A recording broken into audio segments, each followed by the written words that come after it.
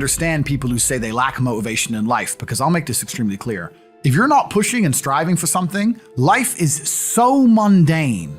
I've always had this problem with literal crippling perpetual boredom. I was bored. I had no money.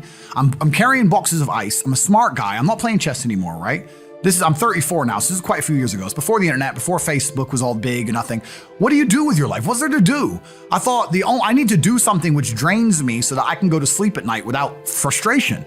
And if I kickbox, if I run 3 miles to the gym and then fight for 3 hours and run 3 miles home, at least I can sleep.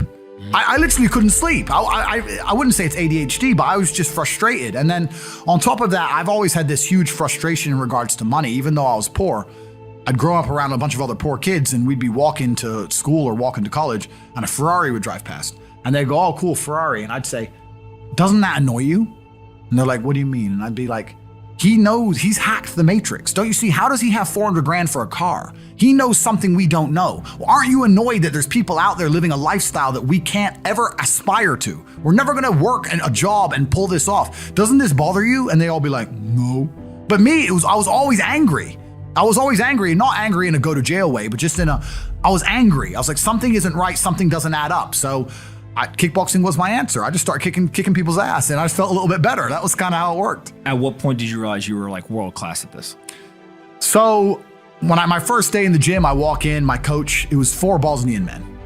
I was a child. It was 4 Bosnian men in this tiny little terrible gym. It was not like a commercial gym or a commercial class. And he said, "Can you fight?" And I said, "Yeah, I've done karate for a few years." That I got knocked clean out on my first day, of course. And I guess they expected me to never come back, but I kept coming back. And my coach said to me, "Look," after about a year, he said, "Look, I want to put you into a fight." And he took me down to a town called Southend-on-Sea. And my first fight wasn't kickboxing. My first fight was actually MMA. And it must have been a little over a year because I was 18. And I was fighting a 24-year-old security doorman. And being a stupid American, I thought pounds and kilos were the same because I weighed in at like 82 pounds. He weighed in at like 90. No, I weighed in at 82 kilo. He weighed in at 90 kilo, which is an 8 kilo difference, which is almost like 20 pounds. And I was like to my coach, "Is that a big difference?" He's like, No, don't worry about it." I was like, "Okay." But thinking back, a 20-pound difference is a big difference in fighting, right? And I got in there and I won.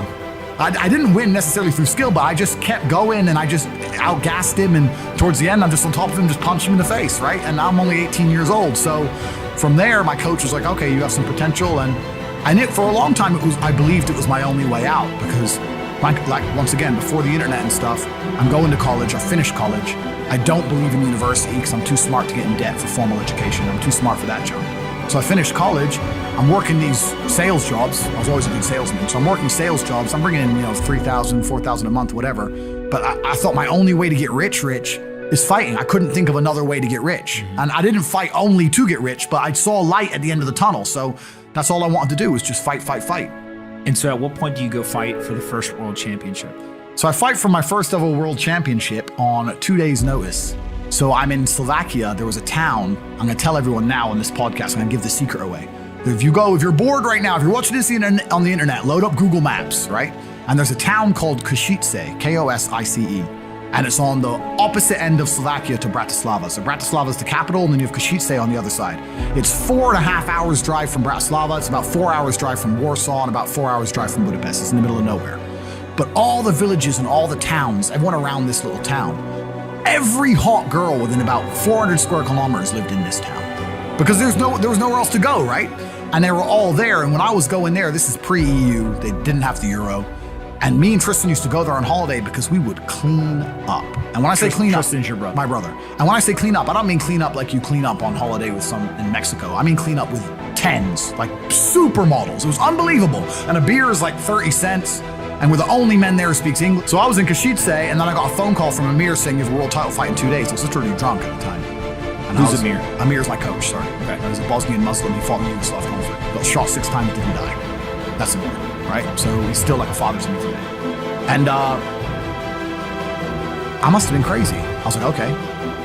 I can't explain, and I want to say this in a way where it's truly understood. When I say I didn't give a shit if I lived or died, I don't mean that in a sad, suicidal way. I mean that in an empowered, charging at the gunfire. Back then, I didn't think I had anything that really made me really give a shit about living.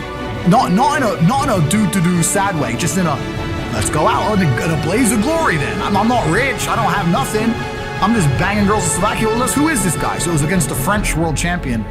Jean-Luc Benoit was his name. And the opponent pulled out and they needed a guy on 2 days' notice. And I had to lose 6 kilos, which is around 13 or 14 pounds in 2 days. So Is that easy or hard? That's hard, bro. 13 pounds in 2 days is a long weight to lose. So I just stopped eating, stopped drinking, sitting in saunas, spitting all the water, just dying.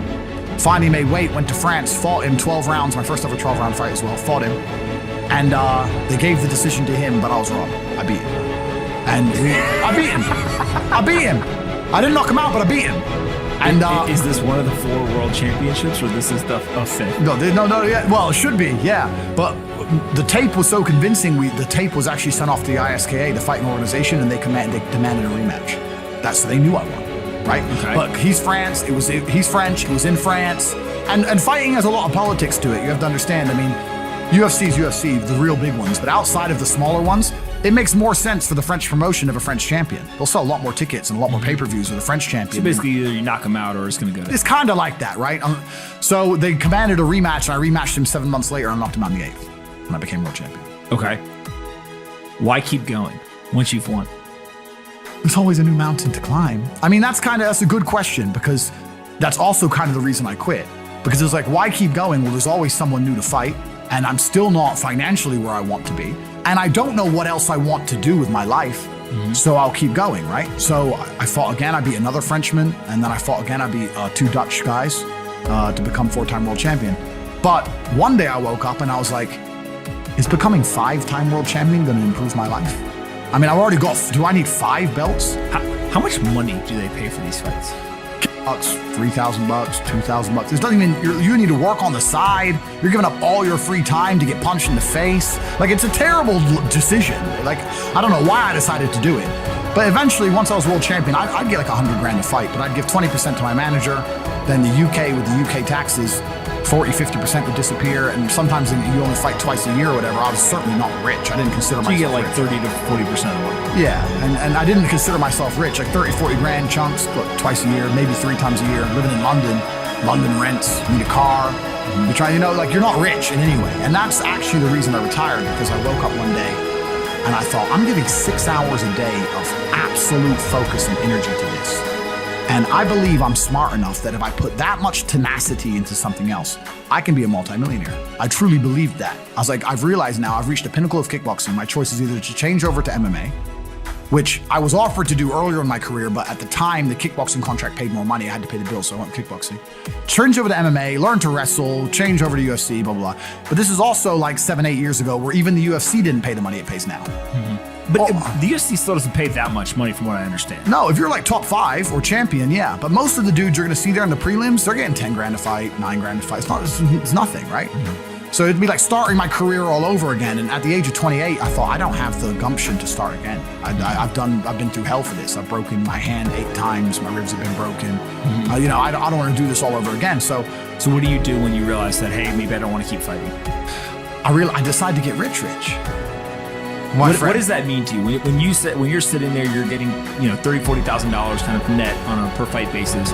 Is rich to you like, hey, I want a couple $100,000, $1 million, $20 million, $1 billion? I wanted 30 or 40,000 every month. 30 or 40,000 every month, so about $500,000 a year. Yeah. I thought if I had that much money, I could do whatever I want. Okay. That's what I decided. So what's step 1 that you do? So step 1 is, maybe that's how we ended up here together, my friend. Step 1 is, decided to be very logical about it. Chess player, right? So I was like, I want money. What is money?